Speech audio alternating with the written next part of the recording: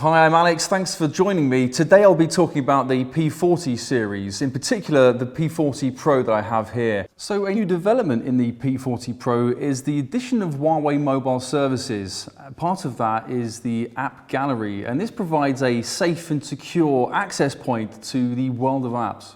So getting the apps onto your P40 Pro is actually very simple. Just open the Huawei App Gallery and browse categories for what you're looking for. Also, in the setup of your P40 Pro, we do recommend using Phone Clone to just transfer your apps from your old phone to your new P40 Pro. If there's an app you'd like to see in the Huawei App Gallery, simply request it via the wish list. That's under Me, and then hit Wish List. In Wish List, you can give the name of the app, a brief description of what it does, and include an image.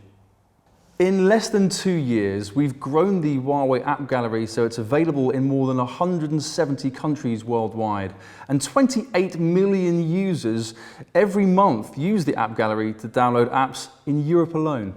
All applications are thoroughly checked before being allowed into the Huawei App Gallery, and this involves a privacy check, security vulnerabilities, malicious behavior detection, and manual real name security check.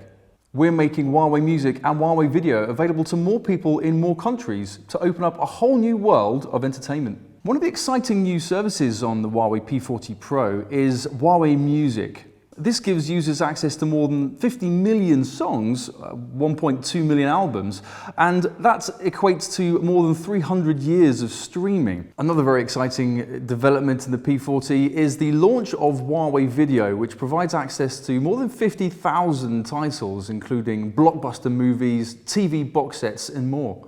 All of this combined means we're offering smartphone users the first real alternative in over 10 years.